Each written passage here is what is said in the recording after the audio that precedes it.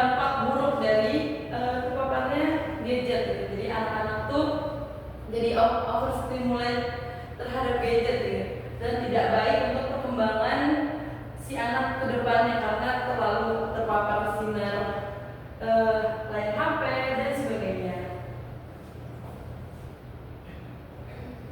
Di pertemuan sebelumnya kan kita sudah membahas mengenai landasan teori ya. Semua sudah menyelesaikannya? Sudah semua. Oke. Baik. Nah, di pertemuan hari ini kita akan membahas mengenai bab 3, metodologi penelitian.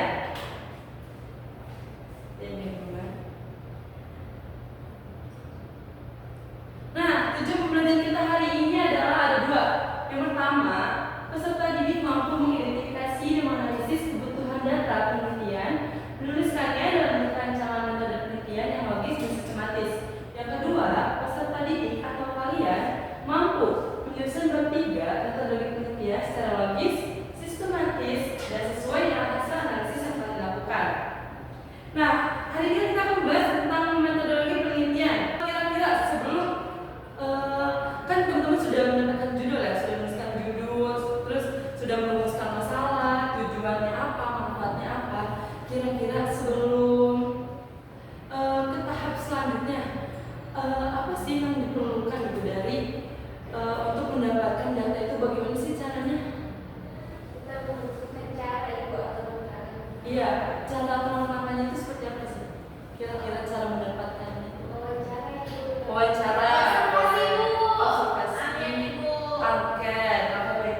Jadi betul tadi wawancara, observasi, angket itu adalah salah satu aspek yang ada di metodologi penelitian. Jadi hari ini kita akan membahas aspek-aspek apa saja yang harus ada di bab 3 metodologi penelitian.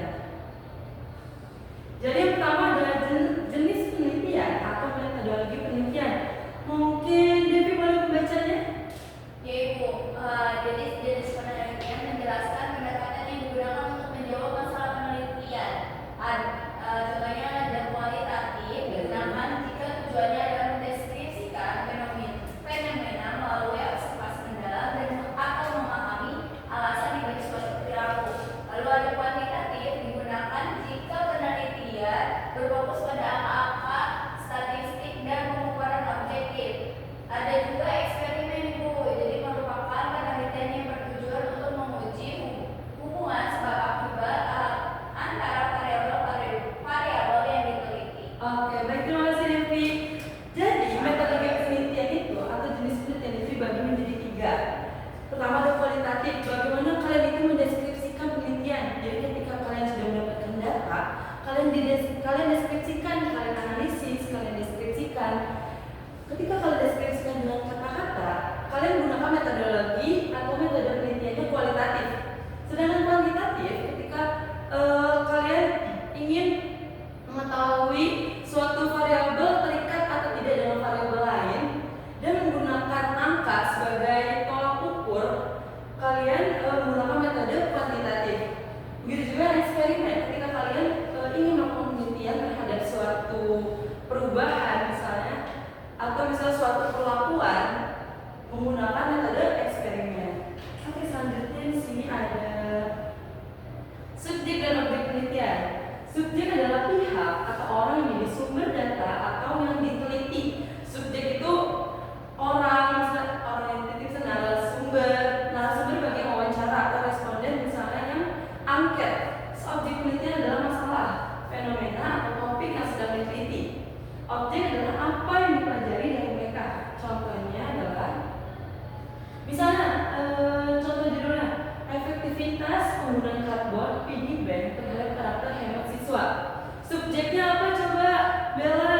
Siswa kelas 11 SMA Negeri 86 Jakarta, kelas 11 CU. Oke, objeknya apa coba, Yuni? Cardboard piggy bank ibu. Cardboard piggy bank. Oke, jadi terlihat jelas ya perbedaan. Subjek itu orangnya, siapa yang pengen ditelitinya, dan objek itu apa sih yang pengen diketahui dari si peneliti itu. Nah, seperti itu. Selanjutnya ada mengenai variabel bebas dan variabel terikat yang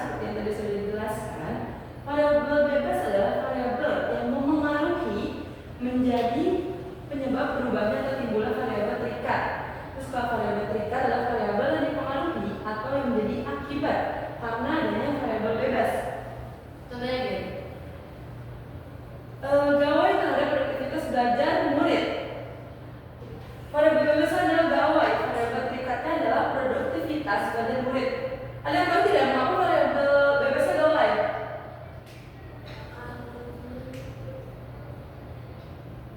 Karena tadi variabel bebas itu kan yang bagaimana memengaruhi variabel yang terikat. Nah, jadi gawai ini yang jadi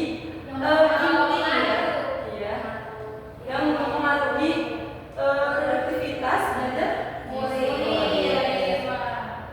Jadi seperti itu. Selanjutnya ada waktu dan tempat penelitian. Misal waktu dan tempat penelitian itu kurun waktu pengambilan data, misalnya April sampai Mei 2026, atau bisa kalau per harinya 1 Mei sampai 3 Mei 2026. Misalnya tempatnya aplikasi fisika, misalnya kalian meneliti teman di kelas, berarti kelas 11D di sekolah SMA 86 Jakarta dan sebagainya. Atau bisa kalian eksperimen di rumah, atau bisa eksperimen di laboratorium. Nah, itu dijelaskan di tempat penelitian.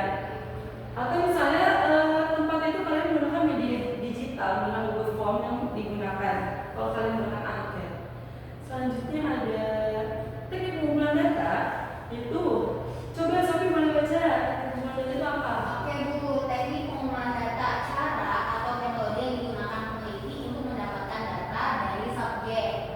Observasi, melihat langsung fenomena di lapangan. Ada juga wawancara, nanya jawab langsung dengan narasumber.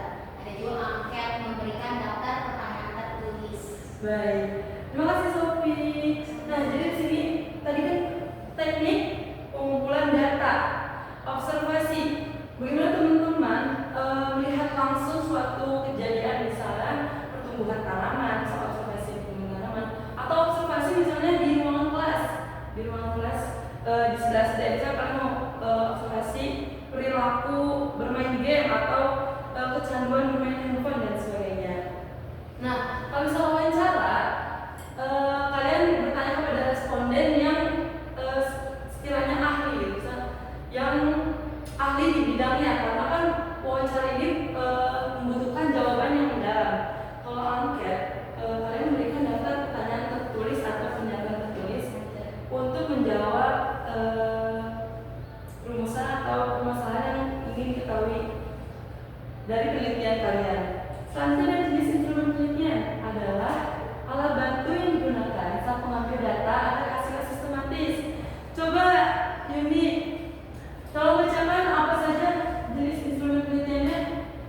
Iya, ada kalau teknik pengumpulan dari observasi dan bisa melihat langsung fenomena lapangan menggunakan alat observasi atau checklist. Itu isinya daftar hal-hal perilaku yang harus diamati di lapangan.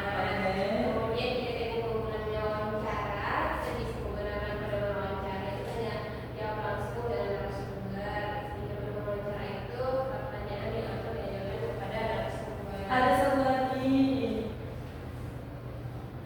Ada angket, isi teknik pengumpulan dari angket, kita bisa memberikan daftar pertanyaan tertulis. Nah, daftar angket bisa dalam bentuk Google Form atau daftar pilihan jawaban atau pernyataan yang harus diisi responden. Oke, baik, terima kasih Yuni. Nah, jadi nanti kalian menjalankan tugas. Jadi ketika diinstruksikan jenis instrumen penelitiannya apa, kalian hanya sebatas menulis. Seperti misalnya kalau kalian observasi, menggunakan lembar observasi, hanya tulisan misalnya lembar observasinya saja. Kalau wawancara berarti misalnya pada lembar wawancaranya saja, hanya jenisnya saja, tidak perlu pertanyaan atau pernyataannya. Misalnya angket berarti menggunakan lembar angket atau Google Form. Oke? Oke. Tadi kan kalian sudah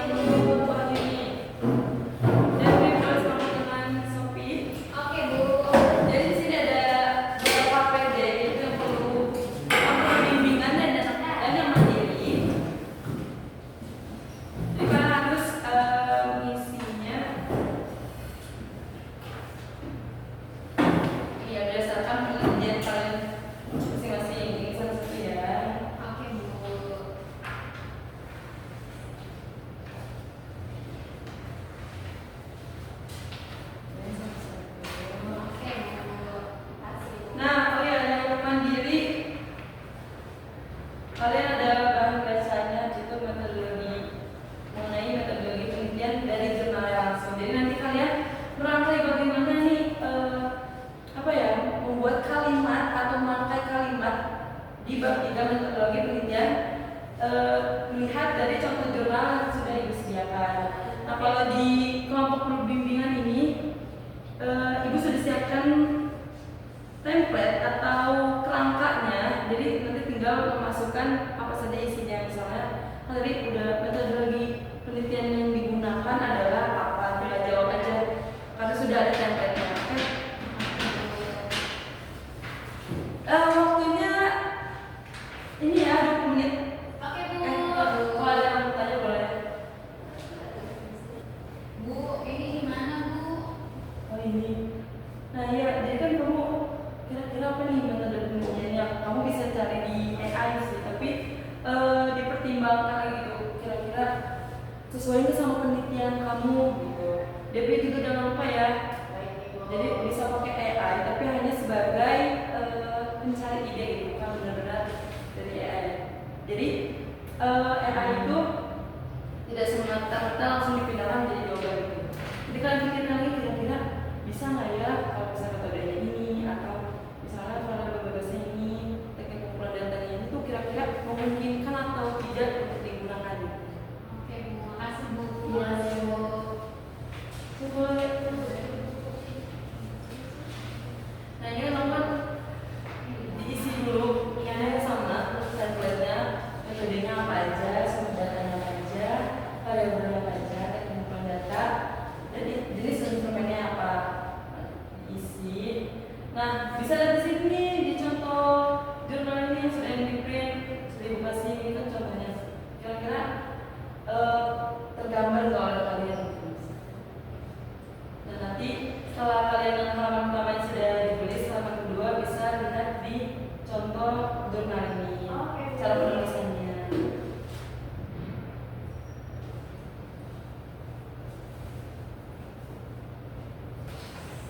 Sudah selesai, Bu. Sudah selesai. Ya, Bu. Kamu sudah belum sih? Oke. Nah karena sudah selesai semua, coba kita sambil bersama mengoreksi bersama.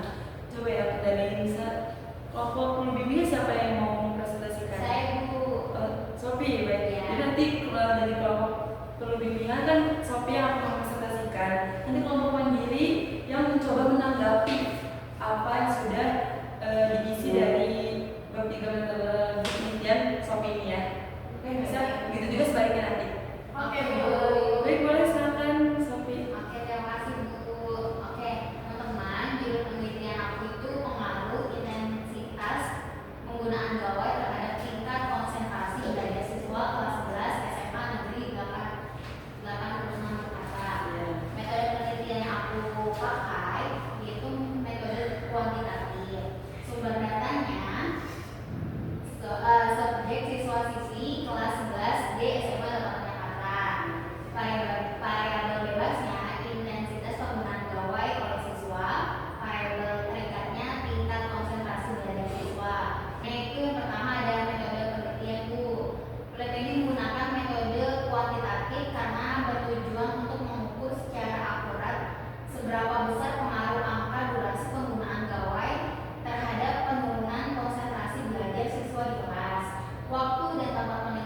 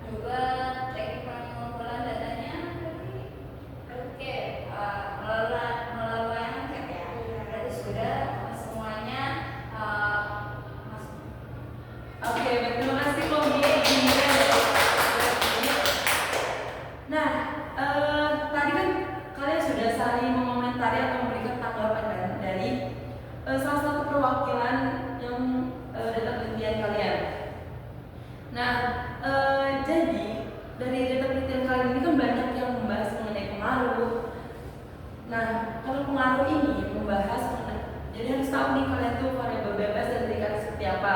Kalian tadi sudah diklasifikasikan ya, sudah dikategorikan oleh kalian. Jawabannya sudah tepat, sudah benar. Jadi kalau tadi kan Wahyu ini nih, judulnya Hubungan Pola Makan terhadap Tingkat Konsentrasi Belajar Siswa kelas 11D SMN 86 Jakarta. Variabel bebas sudah benar nih, pola makan siswa. Variabel terikatnya tingkat konsentrasi belajar siswa. Jadi bagaimana variabel terikat ini berhubungan atau memengaruhi variabel bebas mengenai pola makan siswa. Nah, sedangkan tadi yang punya Sophie ini tadi kan membahas judulnya pengaruh intensitas penggunaan gawai terhadap tingkat konsentrasi belajar siswa kelas 11D SMN Negeri 86 Jakarta. Nah, di sini tertulis variabel bebasnya intensitas penggunaan gawai oleh siswa, variabel terikatnya tingkat konsentrasi belajar siswa. Nah, sama hal dengan tadi kelompok mandiri, di variabel terikatnya itu merupakan hal yang mempengaruhi dari variabel bebasnya, yaitu intensitas penggunaan gawai oleh siswa. Jadi seperti itu. Mungkin ada yang mau dipertanyakan, ada yang masih dibingungkan? Tidak, Bu. Terima semua ya. Jadi ada yang bisa menyimpulkan pembelajaran hari ini? Kesimpulan pembelajaran hari ini kita jadi tahu apa saja aspek-aspek dalam metode penelitian di bab 3. Baik. Ya. Apa saja tuh? Yang pertama ada penelitian dan kemudian ada kualitatif, ada eksperimen, kemudian ada lokasi dan waktu, ada subjek atau objek, ada pengumpulan data, ada variabel, penelitian dan ada hidrometodologi. Oke, baik, bagus. Ini atas kesimpulan yang telah diberikan, terima kasih ya. Oke, pertemuan selanjutnya karena kalian sudah merancang nih metodenya apa, sudah diklasifikasikan metodenya, subjek objeknya, variabelnya, teknik pengumpulan data, sampai ke jenis instrumen penelitian. Nah, minggu depan kita akan membahas atau merancang bersama mengenai instrumen penelitian. Instrumen penelitian yang kayak seperti bentuknya tuh pernyataan. Kalau misalnya tadi menggunakan angket, nah kalian harus menggunakan pernyataan, bukan pertanyaan. Nah, pernyataannya yang harus bisa menjawab rumusan masalah yang kalian buat. Kalau misalnya menggunakan observasi, berarti kalian apa saja nih yang diamati dari observasi suatu hal tersebut. Kalau misalnya wawancara, kira-kira pertanyaan apa saja nih yang kalian ingin tanyakan kepada narasumber yang terkait dengan topik pembahasan penelitian kalian. Oke, jadi mungkin nanti kalian bisa belajar kembali dan agar minggu depan kalian bisa tergambar gitu mengenai